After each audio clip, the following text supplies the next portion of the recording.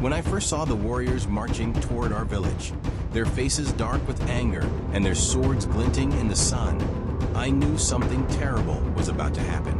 They were led by Ade, the fearless war chief, a man you did not cross unless you wished to meet death. My heart sank because I knew this trouble had been caused by Kunle, the wealthy but foolish man in our village. Let me tell you how it happened. Kunle was a farmer with barns full of yams, herds of cattle, and enough wealth to feed the entire village for months. But he was also a man of bad character, arrogant, rude, and quick to insult anyone who came his way. His wife, Ireti, was nothing like him. She was a beautiful and intelligent woman who had a way of bringing peace where there was chaos. A few weeks earlier, Ade and his warriors had camped near our village. They were fierce fighters, but they caused no trouble. Instead, they protected our farmlands from thieves and wild animals. Because of them, we farmers harvested in peace. When it was time for them to leave, Ade sent some of his men to Kunle's compound to ask for food. They came with respect, saying, "Our leader Ade sends his greetings. We have kept your cattle safe and your barns untouched. Now, we humbly ask for some food for our journey." Kunle, sitting on a wooden stool and chewing cola nut, looked at them and sneered. "Who is Ade?" he said.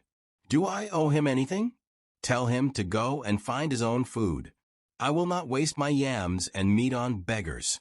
The warriors left in silence, but everyone knew Ade was not a man to let such disrespect go. By the time the news reached Ireti, she acted swiftly.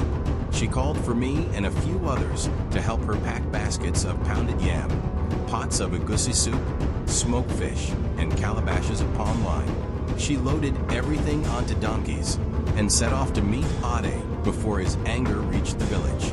When we found Ade, his warriors were sharpening their swords, ready to attack. Ireti, without fear, knelt before him and said, "My lord, please hear me.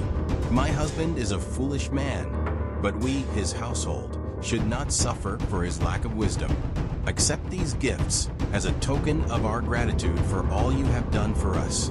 Ade's face softened as he listened. He turned to his warriors and said, "Because of this woman's wisdom, I will spare her household. But let it be known that such foolishness will not go unpunished." We returned to the village relieved, but the story did not end there. That evening, Kunle threw a feast in his compound, boasting about how he had insulted Ade. He drank palm wine until he could no longer stand. By the next morning, Kunle was dead. Some said it was the god's judgment.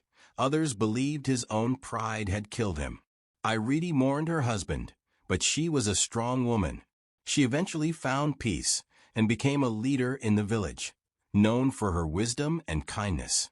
This story reminds us all, a man may have riches, but without wisdom, his wealth will bring him ruin. The end of the story. Please like, share and subscribe to our channel. Thank you.